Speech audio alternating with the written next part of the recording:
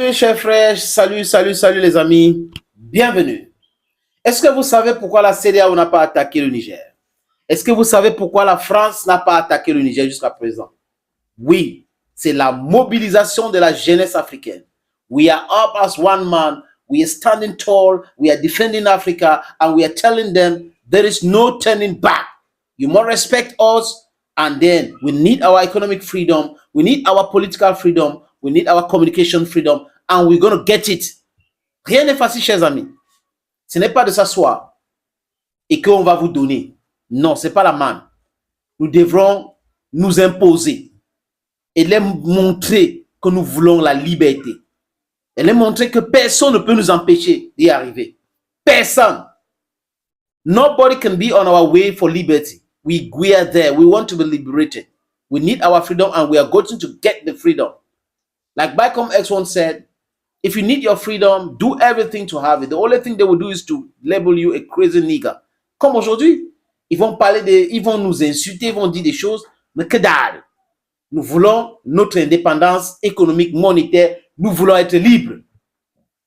Et nous allons l'acquérir.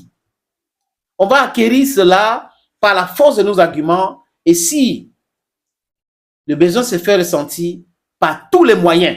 Suivez mon regard. Et la jeunesse africaine est prête à se faire respecter. Nous voulons traiter avec tout le monde égal à égal. Et pas les histoires des paternalistes. On nous dicte tout depuis Washington. On nous dicte tout depuis Bruxelles. On nous dicte tout depuis Paris. Non! Personne ne va nous dicter quelque chose depuis Moscou, ni depuis Pékin. Ce n'est pas. Nous voulons collaborer avec les gens. Et les gens qui nous soutiennent, on ne va jamais les oublier. Si c'est la Russie qui nous soutient comme la Russie nous soutient là, pour notre indépendance, nous ne pouvons pas oublier la Russie, ni la Chine. Ceux qui sont en train de nous mater, nous allons les oublier. Et très vite. Et très vite. Les amis, les pleurs de Mbolé, oh, les soutiens de putschistes, oh, la Guinée a dit qu'elle va envoyer les troupes, le Mali a dit qu'il va envoyer les troupes, le Burkina Faso a dit qu'il va envoyer les troupes, l'Algérie aussi a dit qu'elle ne veut pas le désordre, la Mauritanie a dit ceci, franchement, ça rend l'équation compliquée.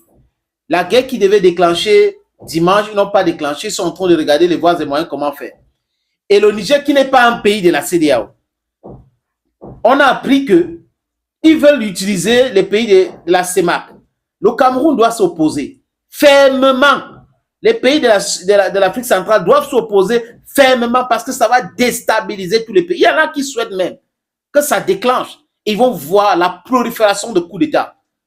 Les jeunes officiers vont prendre les choses en main pour libérer le peuple. Parce que nous voulons la liberté. Why would people just be controlling us and then you want us to stay and accept that? What is wrong with you? What is even wrong with these people? How come people, normally constituted people, can be reflecting, have this type of reflection? Why should you reflect like that? You want to maintain us in poverty? You want to maintain us in abject poverty, in suffering? You want us to stay in joblessness? Without any way to cure ourselves? Bad state of hospital, roads and all that? You want us to stay in that situation? Nous voulons, nous voulons transformer nos matières premières localement avant de les vendre. Oui.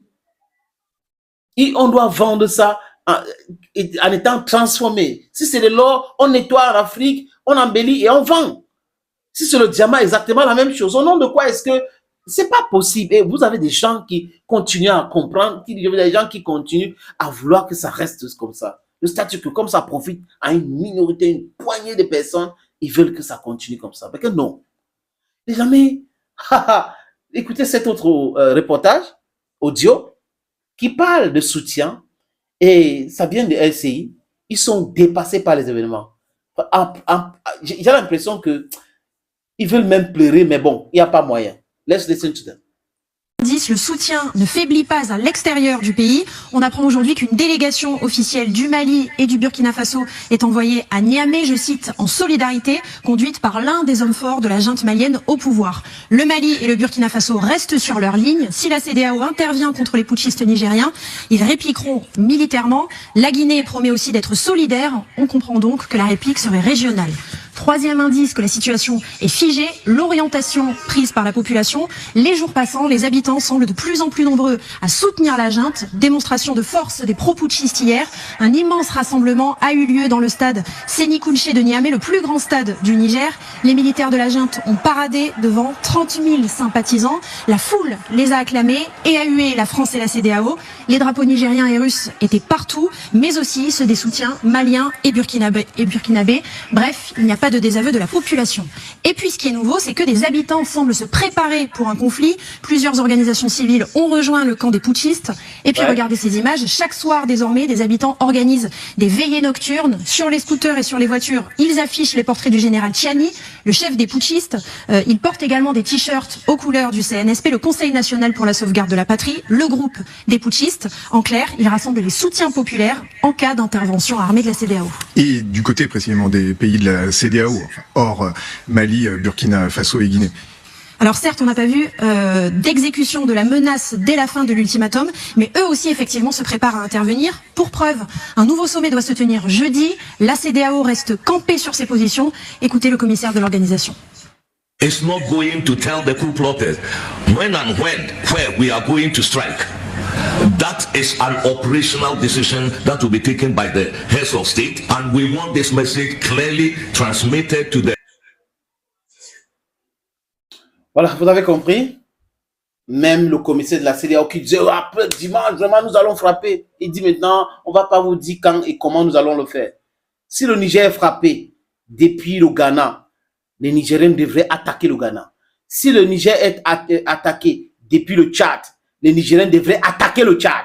Si le Niger est attaqué à partir du Gabon, les Nigériens devraient attaquer le Gabon. Si le Niger est attaqué à partir du Nigeria, le Niger doit déstabiliser le Nigeria. Heureusement que le caucus de 7 sénateurs de 7 États du nord du Nigeria ont averti Tinubu. Il y a 300 000 réfugiés nigérians au Niger.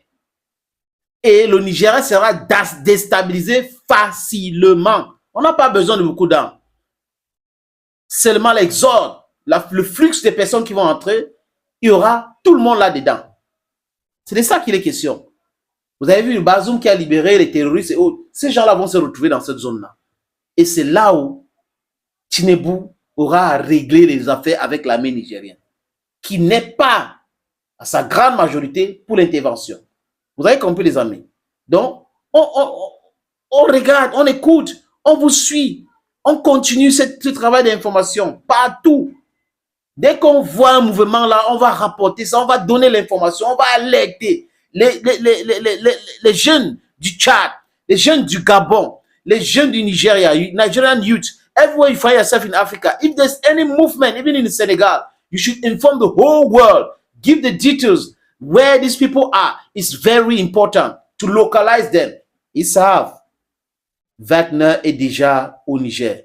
On parle de 4800 hommes déjà stationnés au Niger, qui attendent de pied ferme la France, les États-Unis et même la CEDEAO. On parle de 4800 hommes. Les Américains ont 1000 hommes au Niger. La France a 1500 hommes au Niger.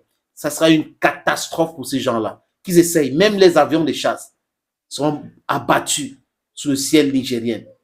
Et ils vont rencontrer garçons. C'est ça qu'il est question. Thank you, dear friends, for watching. Bye-bye for now.